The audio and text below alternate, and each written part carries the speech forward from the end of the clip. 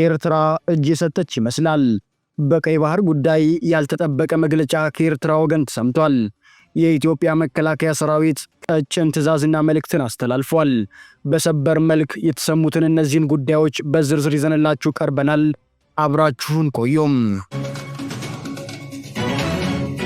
ወደብን መጠቀም የንግድ እንጂ የፖለቲካ ወይንም ወታደራዊ ጉዳይ አይደለም ሲሉ የኤርትራ ውጭ ጉዳይ ሚኒስትር ተናገሩ። በኒውዮርክ እየተካሄደ ካለው የተመድ ጠቅላላ ጉባኤ ጎን ለጎን የተለያዩ ስብሰባዎችንም እንደሚከናወኑ ይታወቃል። ከዚህም መካከል የባህር በር የሌላቸው በማደግ ላይ ያሉ ሀገራት የውጭ ጉዳይ ሚኒስትሮች ስብሰባም አንዱ ነው። በዚህኛው ስብሰባ ላይ ንግግር ካደረጉት መካከል የኤርትራው የውጭ ጉዳይ ሚኒስትር አቶ ኡስማን ሳህል አንዱ ናቸው።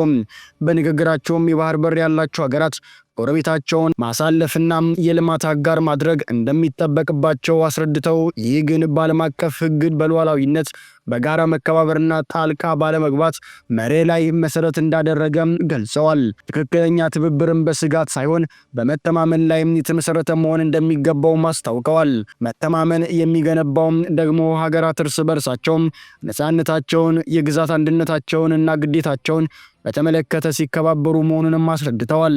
አቶ ኡስማን ንግግራቸውን ሲቀጥሉም ኤርትራ ሉዓላዊ የባህር ጠረፍ ያላት ሉዓላዊ ሀገር ስትሆን ወደቦቿም ብሔራዊ ሀብቶቿ ናቸው ሲሉም ተደምጠዋል። ወደቡን የመጠቀም ማናቸውም ጉዳዮች የሚወሰኑትም ኤርትራና እሷም የመረጠቻቸው አጋር በሚያደርጉት የሁለትዮሽ ስምምነትም ይሆናል ካሉ በኋላ ኤርትራ ወደቦቿን ለውጭ ሀገራት ወታደራዊ አገልግሎት ወይንም ባህር ኃይል እንደማትፈቅድ አስታውቀዋል። የባህር በር የሌላቸው ሀገራት በጎረቤት ሀገራት ወደቦችም የመጠቀም መብት ዝም ብሎ የሚመነጭ ወይንም በሌላ ሶስተኛ አካል ድርድር የሚከናወን ሳይሆን በዓለም አቀፍ ሕግ የሚመራ መሆኑንም አስረድተዋል። ሚኒስትሩ ጨምረውም ወደቡን መጠቀም የንግድ እንጂ የፖለቲካ ወይንም ወታደራዊ ጉዳይ አይደለም። ኤርትራ በወደቦቿ ፍትሐዊና እኩል በሆነ መንገድ የንግድ ትብብር ለማድረግ በሯ ክፍት ነው። ለህጋዊ መንገድ ስርዓት ወደቦቿም ክፍት ማድረጓንም ትቀጥላለች ሲሉ ገልጸዋል። ከዚሁ ጋር በተያያዘ ታዲያም የቀይ ባህር ጉዳይ ከጊዜ ወደ ጊዜም ትኩሳቱ እየጨመረም ይመስላል። እንደ ቀይ ባህር ያሉ ዓለም አቀፍ የባህር መዳረሻዎች ከወደብ ግልጋሎት በዘለለ የጂኦፖለቲካ ሚዛን ማስጠበቂያም፣ ከባህር የሚነሳ ወታደራዊ ጥቃት መከላከያም፣ የደህንነት ዋልታም፣ የቀጠናው የትብብር መሰረት፣ የኢኮኖሚው አንድነትን ለመጨመርና ለማስጠበቅም ሁነኛ መሳሪያ ናቸው። ሀያላን ሀገሮችም የጦርና ቀጠናዊ የበላይነትን ለመፍጠር የኢኮኖሚ ልዕልናን ለማጠናከር እንዲሁም የትልልቅ መርከቦችን ደህንነት ከባህር ላይ ወንበዴዎች ጥቃት ለመከላከል በየብስ እየኖሩ በባህር እየቀዘፉ ሲያሻቸው በባህር ሰርጓጅ መርከቦች በጥልቅ እየሰመጡ ዕለት ዕለት በቅርብ የሚከታተሉት የምድራችን አካል ናቸው። ጠቅላይ ሚኒስትር ዶክተር አብይ አህመድ በቅርቡ የኢትዮጵያ ተፈጥሯዊ ድንበር ቀይ ባህር እንደሆነ ሲገልጹም ተሰምተዋል። ዶክተር ያዕቆብ ኃይለማርያም በ2003 ዓ.ም አሰብ የማናት በሚል ርዕስ ባሳተሙት መጽሐፍም የጠቅላይ ሚኒስትር ዶክተር አብይ አህመድ ቃላቶችን ቀድመው አስቀምጠውበታል። የመጽሐፉ ምዕራፍ 10 አሰብ የኢትዮጵያ የተፈጥሮ የባህር በር የሚል ዋና አርዕስት ተሰጥቶታል። በዚሁ ክፍል ወረድ ብለውም አሰብ ኤርትራ በጣሊያን ግዛት በነበረችበት ጊዜ ሳይቀር ትስስሯ ከወሎ ጋር እንጂ ከኤርትራ ጋር አልነበረም። አሰብ ከደሴ ጋር ስትገናኝ እስከ ቅርብ ጊዜ ድረስ ከአስመራ ጋር የሚገናኘው መንገድ ስላልነበረም ከአሰብ ወደ አስመራ ለመሄድ ከአሰብ ወደ ደሴ ተመልሶ ከዛም በኋላ ነበር ማቅናት ይቻል የነበረውም ሲሉም በገጽ 173 እስከ 174 ላይ አስቀምጠዋል። የባህር በር ሳይኖር የወደብ መዳረሻን የማግኘት ዓለም አቀፋዊ መብትን በመጠቀም እድገትን በማረጋገጥ ረገድ ኢትዮጵያ ወደብ አልባ በነበረችበት ባለፉት 3 አስርት ዓመታት ውስጥ በተለይ እንደ አውሮፓውያን አቆጣጠር ከ2005 ጀምሮ በጅቡቲ ዓለም አቀፍ ወደብ ወጪና ገቢዋን በኪራይ እየከወነች በታሪክ ከፍተኛይቱ በዓለም አቀፍ ተቋማት ጭምር የተረጋገጠ የሁለት አሃዝ እድገት ማስመዝገቧ ይታወቃል። በፖለቲካው ረገድም በአፍሪካ ህብረት የቀዳሚ ተሰሚነት ሚናም አውሮፓ ህብረትና አሜሪካ ጋር የተሻገረ አጋርነት ከቻይና ጋር ግዙፍ የኢኮኖሚ የትብብር ሁኔታዎችን መፍጠርም ተችሏል። በታሪክ ተመዝግበው ከሚታወቁት አክሱማውያን ከሚጠቀሙበት አዶሊስ ወደብ ጨምሮ ገንበዛን፣ ዘይላም፣ ምጽዋ ወደቦች የሀገራችን ቀደምት ስልጣኔዎች ላይ በተለይም በንግድና የሀገራት ግንኙነት ላይ የነበራቸው ሚና በጣም የጎላ እንደነበርም ይታወሳል። በተለይ ከ20ኛው ክፍለ ዘመን በፊት የኢትዮጵያ ታሪካዊ ወዳጆችና ጠላቶች ግንኙነት የሚጀምረው የቀይ ባህርን ጠርዝ አልፎ ነው። የባህር በር ማስመለስ ጉዳይ በውጭ ግንኙነት ፖሊሲ ውስጥ ማካተቱ ተገቢ ሆኖ ሳለም የማስመለስ ሂደቱ ሁሉንም ፖለቲካዊም ዲፕሎማሲያዊና ዓለም አቀፋዊ ዳኝነት ላይ ብቻ ማድረጉ በጉልህ አጽንኦት ተሰጥቶበት ሊሰራ የሚገባው ጉዳይ ነው ሲሉም የዘርፉ ተመራማሪዎችና ምሁሮች ሲገልጹ ይሰማሉ። በተለይ ሌላ ሀያላን ሀገራት በቀይ ባህር ላይ እያደረጉ ያሉትን እሽቅድድም ላስተዋለም የቀጠናው ፖለቲካዊ የበላይነት ከዚሁ የባህር አካል እንደሚቀዳ እንመለከታለን። ይህንን አመክንዮ ይዘን ኢትዮጵያ በቀጠናው ያላትን ተቀባይነት አስጠብቃ ልትዘልቅባቸው ከምትችልባቸው ዋነኛ መንገዶች አንዱም ለቀይ ባህር የሚኖረው መዳረሻ ወደቡ መሆኑንም ልብ ይለዋል ሲሉም በርካቶች እየገለጹ ይገኛሉ። ቀይ ባህር በቀደመው ዘመን የሀበሻ ባህር ይባል ነበረም ሲሉም ፕሮፌሰር አደም ከሚል ያክላሉ። ቀይ ባህር በቀደመው ዘመን የሀበሻ ባህር በመባል ይጠራ እንደነበር የታሪክ ተመራማሪው ፕሮፌሰር አደም ከቢል በአንድ ወቅት ገልጸው እንደነበረ ለመመልከትም ችለናል። የኢትዮጵያ ስልጣኔ ታሪክ እምነትና ብልጽግናም ከቀይ ባህር ጋር የተያዘ እንደሆነም ይናገራሉ። ፕሮፌሰር አደም በአንድ ወቅት ከኢትዮጵያ ፕሬስ ድርጅት ጋር በነበራቸው ቆይታ እንደተናገሩ ኢትዮጵያ የባህር በር እንደነበራት ከጥንት ጀምሮ የተረጋገጠ ዓለም የሚመሰክረው ጉዳይ ነው ሲሉም ተናግረዋል።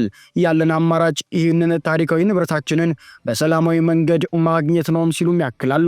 ኢትዮጵያ የቀይ ባህር ተዋሳኝነቷን በሰላማዊ መንገድ መልሳ ማግኘት እንዳለባትና ሰላማዊ በሆነ መንገድ ከባህሩ ተጋሪ ሀገራት ጋር ተቀዳሚ መሆን የምትችልበትን እድል መፍጠር እንደሚገባት አጽንኦትም ይሰጡበታል። ኢትዮጵያ የባህር በሯን ያጣችው በወቅቱ በነበረው በራሷ መንግስታዊ አስተዳደርና ተመሳሳይ ፍላጎት ባላቸው ሌሎች ኃይሎች እንደነበረ ማስታውሰው በዚህ የተመሳሳይ ውሳኔ ላይ የህዝቦች ይሁንታና የቀኝ ገዢዎች ጫና ለመኖሩን ፕሮፌሰር አደም ካሚል ይናገራሉ።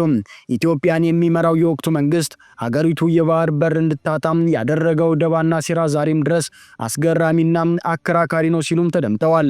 ከኢትዮጵያ የባህር በር ማጣት ጀርባ የራሷ መንግስታዊ አስተዳደርና የኤርትራ ሚና ከፍተኛ እንደነበረ አስታውሰው በተለይም የግብጾች ሚና ወደ ኋላ ሄዶ መፈተሽ ቢቻል የተሰራብንን ሸፍትም መረዳት እንችላለን ሲሉ አስረድተዋል። ኢትዮጵያ አሰብን ያጣችበት ሁኔታም አነጋጋሪና ምክንያታዊ ያልሆነ ነው ሲሉ አስተያየታቸውንም ሰጥተዋል።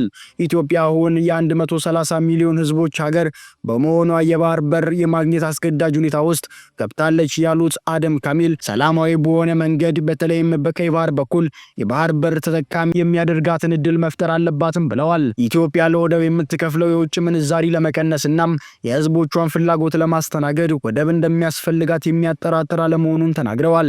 ስለሆነም ከጎረቤት ሀገራት ጋር በሰላማዊ መንገድ በመነጋገር የባህር በር ባለቤትነቷን ማረጋገጥ ይኖርባታል ነው ያሉት። ለዚህም አንዱ መፍትሄው የቀይ ባህር ውሃን ወደ ግዛቷም በመሳብ ልክ እንደ ኮሪደር ልማቷ አልምታም የእኔ የምትለውን ወደብ መስራት ግድ እንደሚላት አመላክተዋል። በዚህ ረገድም የተጠና ጥናት ስለመኖሩን ጠቅሰዋል። መንግስት የጋራ አስጠቃሚነትን ባረጋገጠ መልኩም በሰላማዊ መንገድ ተደራድሮ ኢትዮጵያን የወደብ ባለቤት ለማድረግ እያደረገ ያለውን ጥረት አጠናክሮ መቀጠል ይኖርበታል ሲሉም ፕሮፌሰር አደም ካሚል አስተያየታቸውን ሰጥተዋል። ታዲያ ከዚሁ ጋር በተያያዘ የአሰብ ወደብን ጥያቄን ትክክል እንዳልሆነ ለመቀላመድ መሞከር በአንዳነት ነው ሲልም የኢትዮጵያ መከላከያ ሚኒስቴር አስታውቋል። የኢትዮጵያ መከላከያ ሚኒስቴር በይፋዊ የፌስቡክ ገጹ ላይ የአሰብና የቀይ ባህር ጥያቄም ትክክል እንዳልሆነ መቀላመድ በአንዳነት ነውም ሲል ተናግሯል። ሚኒስቴር መስሪያ ቤቱ ቅዳሜ መስከረም 17 ቀን 2018 ዓ.ም ወደንና ፈቅደን ስለምንሞትላት ኢትዮጵያችን ጠንቅቀን እናውቃለን በሚል ርዕስ ባሰፈረውና በፌስቡክ ገጹ ላይ ባጋራው መልእክት የቀይ ባህርና የአሰብ ጉዳይ ከ3 አስርት ዓመታት በላይ የኢትዮጵያችን ህመም ሆኖም የታላቅ ሀገርነቷን ክብር አሳንሷል፣ የጂኦፖለቲካ ብሔራዊ ወሳኝ ጥቅሟን ቀምቷል ብሏል። የኢትዮጵያን ብሔራዊ ጥቅም ስለማረጋገጥ የሚያትተው የመከላከያ ሚኒስቴር መልእክት የኢትዮጵያ ወታደሮች የቀይ ባህርን ጥያቄ በዓለም አደባባይ በይፋ መጠየቁ በታላቅ የደስታ ስሜት ሞልቶናልም ብሏል። የመከላከያ ሚኒስቴር በይፋዊ የፌስቡክ ገጹ ላይ ባሰፈረው መልእክት ሰራዊቱ ለኢትዮጵያ ብሔራዊ ጥቅም መረጋገጥ የትኛውንም መስዋዕትነት ለመክፈል ለሰከንድ እንደማያቅማማም ገልጿል። ጳጉሜ 4 2017 ዓ.ም የተመረቀውን የህዳሴ ግድብ በመጥቀስም የቀይ ባህር ጉዳይም እውን የማይሆንበት ምክንያት እንደሌለም በጽኑ እናምናለን በማለት አቋሙንም አሳውቋል። በመሆኑም የቀይ ባህር ብሎም የአሰብ ወደብ ጥያቄን በየትኛውም መነጽር ትክክል እንዳልሆነም ለመቀላመድ መሞከር ከባንዳነት ውጭ አንዳች ውሃም የሚያነሳ መክንዮ ሊኖረው አይችልም ሲል የመከላከያ ሚኒስትር መልእክቱን አስተላልፏል። ጠቅላይ ሚኒስትር ዶክተር አብይ አህመድ የህዳሴ ግድብ መጠናቀቁን አስመልክቶ በብሔራዊ ቴሌቪዥን በተላለፈው ውይይታቸው ላይም ቀይ ባህር ከ30 ዓመታት በፊት በኢትዮጵያ እጅ እንደነበረ ጠቅሰው ስህተቱ ነገ ይታረማል ማለታቸውም ይታወሳል። ጠቅላይ ሚኒስትር ዶክተር አብይ አህመድ በዚህ ውይይታቸው ላይም ቀይ ባህር እኮ የዛሬ 30 ዓመት እኛ እጅ ነበረ፣ ቀይ ባህር የዛሬ 30 ዓመት የትላንት ታሪክ ነው፣ የተፈጠረው ስህተት ትላንትና ነው፣ ነገ ይታረማል፣ ብዙ ከባድ አይደለም ነበርም ያሉት ጠቅላይ ሚኒስትር አብይ አህመድ በጳጉሜ 4 2017 ዓ.ም በተመረቀው የኢትዮጵያ ህዳሴ ግድብን ግንባታም ዙሪያ ባደረጉት ውይይት ላይ የሺህ ዓመታት የአባይ ታሪክ እንደተቀየረው ሁሉ ኢትዮጵያ የባህር በር ያጣችበት ሁኔታም እንደሚስተካከልም ተናግረዋል። ኢትዮጵያ ባለፈው ሳምንት ለ66 ከፍተኛ ወታደራዊ መኮንኖች የወታደራዊ ማዕረግ እድገት የሰጠች ሲሆን ይህንንም በማመላከት ለኢትዮጵያ የዜና አገልግሎት ማብራሪያ የሰጡት የሚኒስትሩ ቃል አቀባይ ብርጋዴር ጀነራል ጌትነት ሰራዊቱ እንደ በውሃ የመጠቀም መብትና የወደብ ጥያቄ ያሉ ብሔራዊ ጥቅሞችን በማስከበር ሂደት ውስጥም ሊከሰት ለሚችል የደህንነት አጣብቂኞች መዘጋጀት አለበትም ብለዋል። ኤርትራ ነጻነቷን ስታገኝ ከቀይ ባህር የተነጠለችው ኢትዮጵያ ከጥቂት ዓመታት በፊት ጠቅላይ ሚኒስትር ዶክተር አብይ አህመድ ኢትዮጵያ በቀይ ባህር በኩል የባህር በር የማግኘት ፍላጎት እንዳላት ይፋ ካደረጉ በኋላ በኤርትራ በኩል ስጋትም ተፈጥሯል። ጠቅላይ ሚኒስትር አብይ ስለ ባህር በርና ስለ ወደብ ያሳዩት ፍላጎትና ያደረጓቸው ንግግሮች የኤርትራ ባለስልጣናትን አላስደሰተም ነበር። በሰሜን ኢትዮጵያ ጦርነት ወቅት ጦራቸውን በጋራ ያዘመቱት ኢትዮጵያና ኤርትራ ግንኙነታቸው የተቀዛቀዘው የፕሪቶሪያል ስምምነት መፈረምን ተከትሎ ነበር። ጠቅላይ ሚኒስትር አብይ የባህር በር ለኢትዮጵያ የህልውና ጉዳይ ነው ማለታቸውን ተከትሎ ደግሞ የሁለቱ ሀገራት ግንኙነት የበለጠ ሻክሯል። ከዚህም በኋላም ኤርትራ ከኢትዮጵያ ጋር በህዳሴ ግድብ ውዝግብ ውስጥ ከምትገኘው ግብጽ ጋር ትብብር መፍጠሯን ተከትሎ ውጥረቱ ተባብሷል። ከዚህም ቀደም የባህር በር ጉዳይ የህልውና ጉዳይ ነው ያሉት ጠቅላይ ሚኒስትሩም ኢትዮጵያ ለቀይ ባህር ስትል የመዋጋት ፍላጎት እንደሌላት ተናግረው ነበር። ኤርትራ ግን በተቃራኒ ኢትዮጵያን በጠባጫሪነት የወነጀለች ሲሆን ፕሬዝዳንት ኢሳያስ አፈወርቂም ሉዓላዊ የባህር በር ማግኘት የሚለው ትኩረት መሳቢያ ሌላ ጂኦፖለቲካዊም ገጽታዎች አሉት በማለት ከዚህ ግዴለሽ ጀብደኝነት ጀርባ ሌሎች ኃይሎችም አሉ በማለት ከሰውም ነበር። ጠቅላይ ሚኒስትር አብይ አህመድ በቅርቡ ባደረጉት ንግግር ኢትዮጵያ የመልክዓ ምድር እስረኛ ሆነም አትቀጥልም ማለታቸውም ይታወሳል። የኢትዮጵያ የባህር በር የማግኘት ጉዳይ አይቀሬ መሆኑን የተናገሩት ዶክተር አብይ አህመድ አገራት በፈጠነ ጊዜ ራሳቸውን ለድርድር ዝግጁ እንዲያደርጉም አሳስበዋል። ኢትዮጵያ በአፍሪካ ትልቋ ግን የባህር በር የሌላት አገር የሆነችውም ከ30 ዓመት በፊት የኤርትራ ነፃ መውጣቷን ተከትሎ ነው። ከዚህም በኋላ ኢትዮጵያ ለገቢና ለውጭ ንግዷ የትንሿን ጎረቤት ሀገር ጅቡቲን ወደብ በመጠቀም ላይ እንደምትገኝ እውን ነው። የተወደዳችሁ የኑር መረጃችን ተከታታዮች ለዛሬው ወደ እናንተ ይዤላችሁ የቀረብኩት ሰሞነኛ ወቅታዊ አነጋጋሪና አስቸኳይ መረጃችን ይህንን ይመስላል። መረጃዎችን ለማጠናከር ቢቢሲንና ሌሎች ማህበራዊ ድረገጾችን ተጠቅመናል። በሌሎች አዳዲስ መረጃዎችና አነጋጋሪ ጉዳዮች ዳግም እስከምንገናኝ ቸር ይግጠመን።